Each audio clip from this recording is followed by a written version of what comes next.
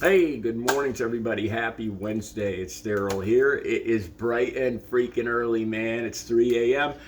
here in Connecticut on the East Coast. Okay, if you're new to this channel and you're just watching this video because you're a fan of Crazytown or Shifty, Shellshock, Seth Binzer, welcome to the channel. My name's Daryl, and as my channel says, I'm an artist and I'm in recovery. I've been clean, sober, completely clean and sober for 17 years, 8 months, and 4 days, I believe, since October 23rd of 2006. And I was a full-blown junkie addict. You know what just went through my head right now? What just went through my head at this time, 3 a.m.? Back before 17 years ago, I would be crumbing on the floor right now. And that's not funny. That's not meant to be funny or anything. But I would still be up from last night. That was a nightly thing for me. I would be living a pure hell. I'd probably be without clothes, sweaty, and crawling on the carpet right now. And then I'd be listening for the birds to first start chirping. This is the thing with addicts like me, recovering addicts. That stay awake all night. You try to go to sleep because you have to go to work the next day, and the damn birds. I still remember this. It was the worst thing. Laying in bed, feeling my heart pounding out of my chest. Sweat still pouring down. I just watched the clock go from I lay down at 1:30 after, or 2 o'clock or 3 o'clock after I finished crumbing around. My fingers are all burned from holding lighters, and my heart's pounding in my chest, and I'm trying to get some sleep before I have to get up in 2 hours to go drive a truck or go the drafting job I used to have. And you start to hear those birds chirping, and I start to see the light come through the windows at like 4 a.m. here in Connecticut in the summertime. It starts getting light out about 4 a.m. And it's just this terrible, god-awful feeling. I've already missed like 20 days of work this year because of this, and I know I can't miss work, and I have to go drive a truck on the Connecticut interstates. And it was, oh my God, it was a terrible life. Thank the Lord that I'm clean and sober. As a matter of fact, okay, let me start with Seth Binzer, Shifty Shellshock. The latest, I saw this article, I saw this whole thing yesterday when he passed away on the 24th, yesterday was the 25th, but I saw this story yesterday. This morning, there's links right down below where they actually found paraphernalia. He was found in his home. He had been passed away for at least 24 hours, and there was paraphernalia and a lighter found where he was using. And I've looked up, I'm familiar with Crazytown. I was a fan of Butterfly. I loved it, back in the day, back when I was in my 30s. I'm 58 years old now. And I looked up his history, and he had a history with a problem with cocaine. And cocaine was one of my main drugs. And I picked out 3 stories. I used for over 20 years. From the time I was about 16 or 17 years old, the first time I used coke, I quickly started smoking crack, and I became a full-blown addict. And I went from great jobs. I graduated technical school twice for architecture, for engineering, and I ended up getting fired from everything. Let me start at the very beginning. So like I said, Seth Binzer, it still hasn't come forward. He's 49 years old. He was found in his Los Angeles home with paraphernalia. He had been in and out of rehabs and clean houses and whatnot. I guess he was on like Dr. Drew. I didn't see these shows. And he relapsed many times. I relapsed over 13 times before I got clean and sober. Over 13 times I was in detoxes. And it got to the point where the people, the doctors at the hospital told me that they were not going to take me again, that it just wasn't working. I'd keep showing up about every 3 months. I would show up, telling them I can't live anymore, I can't do this anymore. I'd be shaking. I hadn't slept for days. I was in withdrawals, and they would admit me for 5 days, 20 days, 30 days, and I would show up again 3 months later. It was just like a vacation for me. I hate to say that, but that's what it got to be. Until I hit bottom, until I got to the end of my rope. When my family, the doctors, and everybody said, this is it. We're done with this. We can't do anything more for you. If you can't do it, we're washing our hands of you. That's what it came down to. And right now, it scares. I get goosebumps. It scares the hell out of me. Let me say this morning, when I thought about talking about this, about Seth, I want to call him Seth, because Shifty, Shellshock, I know that's who he was, but he was born Seth Binzer, so I'd like to call him Seth. And when I started thinking about talking about him this morning, I didn't foresee this coming. My hands started shaking because I was going to talk about there's been so many incidents in my life. I lost so many jobs, so many deaths, that I wanted to pick 2 or 3 of them to talk to you guys about. And I'm going to talk to them shortly. I'm going to talk about them shortly. But my hands actually started shaking this morning. I started getting nerves, anxiety from thinking about these things. That's never happened before. This is new. When I saw that Seth Binzer had passed away at 49, I got clean and sober when I was 40. When I saw yesterday that he passed, the first thing that went through my head was, there but for the grace of God, go I. And I don't mean that in trying to be cool, oh, look, I lived a life like a rock star. No, that is not how I mean this. I mean this, that we suffered through this pure hell of addiction, and I managed to find my way out of it. Thank God. And unfortunately he didn't. This morning, I started writing down the names of all the people, all the guys mostly that I hung out with, and girls. And I quitted 20 names. And out of 20 names that I wrote down here, 15 of them are passed away, are dead now. 2 of them are in jail, 2 of them are clean, and one I have no idea. One I can't find. I don't know if he's clean or passed away or in jail or what. I can't find him on Facebook. I can't Google him. He just disappeared off the face of the earth. 20 names, 15 of them had passed away from similar circumstances of Seth Binzer. In their 40s, most of them in their 40s, most of them due to complications from using cocaine. Seriously. Almost all of them from different complications, which I have a feeling that's what Seth Binzer's autopsy is going to come back as. Let me talk about this.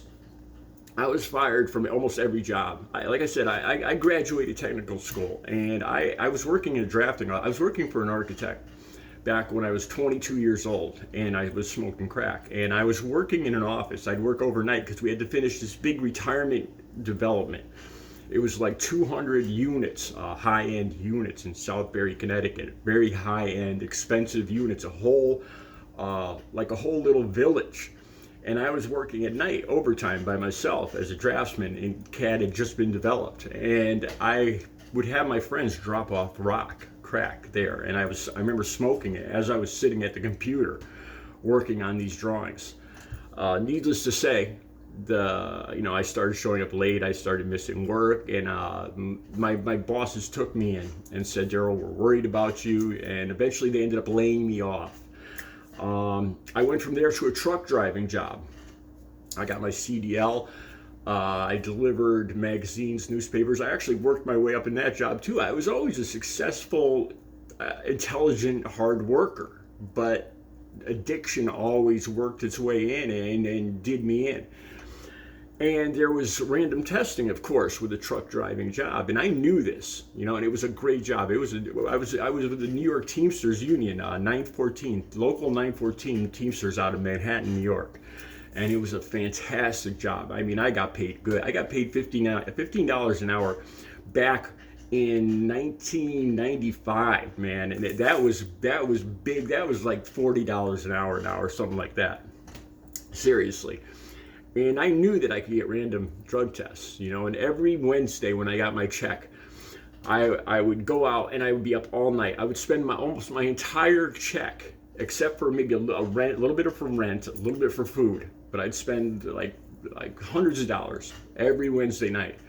And I would go into Drive Thursday, and I knew that, sooner or later I'd probably get a random. And I did. I came off the road on a Thursday. I had been up all night. I hadn't slept in over 48 hours. And they said, "Oh, Daryl, you're up for a random." And I went down. I was positive. The next day I went in, or about 2 days later after the weekend, I went in. And they said, "Daryl, you can't go out in the truck today. You got to wait here." Because I would go in at 4 or 5 in the morning, because it was a newspaper driving company. So they wanted me to wait in the office for 4 hours, sit there and wait for the boss to come in and fire me, and I said, "Look, I'm fired. I'm not going to sit here for 4 hours. So just tell me now."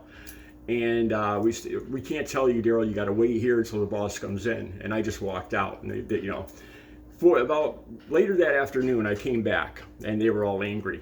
How dare you walk out of here? You could get fired for that. And I was like, cut the crap. I said, I'm already fired. We know I'm already fired. The test came back, and I didn't lie. I knew I came back dirty. And I walked back home again after they said, yep. Yeah, I asked for if I could go into rehab. I asked for any second chances, and they said, nope, you're fired. 2 weeks, and they gave me 2 weeks severance pay. I went home that night. I took the whole 2 weeks severance pay and spent it on crack cocaine. And I sat in my bedroom all night smoking it. And that's one of the nights that I almost OD'd. I remember sitting on my floor, nothing on, sweating, and my arms started to get numb. I swear on the Holy Bible, maybe I did have a heart attack. I don't even know. And I could see my heart pounding outside my chest. We're talking a large amount of drugs. And because I thought I'd saved the severance money. 2 weeks severance and I could find another job. And I smoked it all that day I got fired. It was gone that whole night, and I almost OD'd. Next job, I find another job truck driving, so they want to drug test me. And I can't stop using. I kept using. And so I tried to flush my system. I tried to drink water and all these other things that'll flush my system. So after a few, I got hired. They drug tested me. And a couple days later, the drug test came back, and they knew what I did. They said the tests were inconclusive. My test came back as water, basically, like I was urinating water. And so they knew what I did. They said, basically you're fired. So I was there for 2 weeks. I couldn't even stay clean for 3 days, because that's all it would take for the drugs to get out of my system. And I couldn't even stay clean for 3 freaking days. Now this is a story, this is a hard one to talk about. It's one of my ex-girlfriends, one of the girls I've loved most in my life, and I haven't talked to her in 20 years. Actually, I haven't talked to her in 17, well, a little before I got clean and sober, actually, maybe about 20 years. One of the girls I've loved, I went on vacations with her, and we broke up. This is back in the 1990s, and she started dating one of her old boyfriends, and they had a child. The link to the news story will be right down below. I found the news story from 2005. I got clean in 2006. They went on a binge, and they had an infant daughter, and the baby was crying, apparently. So they brought it into bed with them at the end of the night, and the baby ended up passing, and they got arrested for manslaughter. And the link's right down below. And this girl, my ex-girlfriend, did 7 years in Niantic prison for women here in Connecticut. And this was tough. When she got out of prison, I was clean and sober. I'd been clean and sober for 6 or 7 years. And she tried to find me. She's actually clean and sober now. She's become a counselor. And I told her, I can't talk to you. I can't associate with you. I don't take it personally. She kept trying to come and find me. She'd come to my house, she'd show up out in front. She was clean. Like I said, she had been out of jail. She was clean and sober. But I told her, I can't do that. And that's what's kept me clean and sober, is that kind of attitude. I can't associate with people that I used to use with, even if they're clean, because just seeing them is a trigger for me. I remember when I relapsed back before I got clean, I remember being clean for a couple of months and seeing one of my old friends, and he was clean too. And just hearing him laugh after I dropped him off, I went and picked up. So I learned I had to get rid of every single person out of my life that I used to use with. And that's a tough thing, because a lot of people use with their family members. And that's, if you want to be clean, you gotta keep these people out of your life. It worked for me. I also got arrested. I was picking up, this was in Waterbury, Connecticut. I'd been binging all day, and I went to a Rite Aid parking lot, Rite Aid Pharmacy in Waterbury, Highland Avenue, Waterbury, Connecticut. And I leaned in the dealer's window. He pulled up in his car, and I saw a car come speeding up. And I thought it was more of my friends coming to buy from this guy. So I'm all smiling. I got stuff in my hand. I'm leaning in the window, talking to the dealer. And 4 guys jump out of all 4 doors of the LTD. They're undercover cops. They're DEA. It's called the statewide narcotics task force here in Connecticut. Guns drawn. I dropped the money and the drugs into the car. The dealer took off. He got away. I got arrested for a felony for attempting to possess cocaine. This was at the very end of my addiction back in, this was around 2005. I was looking at 6 years, but just because of a technicality, because I dropped everything in the car, when I went to the court, the judge asked me, well, did he have money and drugs, on him? And the prosecutor said I did, and I didn't have an attorney, and I spoke up, and I said, "Excuse me, Judge," and she said, "Yes," and I said, I didn't have anything on me. And she said, "He had nothing on him." And then the prosecutor said, "Oh, I'm sorry, Judge," because the prosecutor tried to lie. And she said there was nothing on him. And she gave me community service, and she expunged my record. So I got very lucky on that too. One more thing I want to talk about really quick. So before I went in for that, I talked to the prosecutor in his office. Like I went to talk to the prosecutor that day in court. And I went in there and I said, I'm clean and sober, I've been doing really good, and this guy, I learned never lie to a prosecutor that day. He was a no-nonsense guy, an ex-cop, an ex-state police cop. I found out after. And he goes, yeah, you've been clean and sober? This is the first thing he said to me. I just met him. I sit down with the prosecutor, talking about my case, going to court, and I've been clean and sober. He says, I tell you what, Daryl. He says, right now, you go with that bailiff right there. I'm going to give you a urine. You come back clean, you walk right out of here. The case is dropped. But if you're dirty, you're going right into jail right effing now. Just like that. No, and I get goosebumps, man. And I just sat there with a blank look on my face. Like, he called my bluff. Bam! And I just put my head down. Busted. Don't ever lie to a freaking prosecutor, man. Yeah, so I ended up getting lucky anyway. These are some of my stories. I've lost over 15 of my friends dead, jail, and a small amount of them got clean and sober.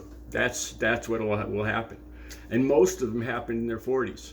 I got clean and sober when I was 40 years old.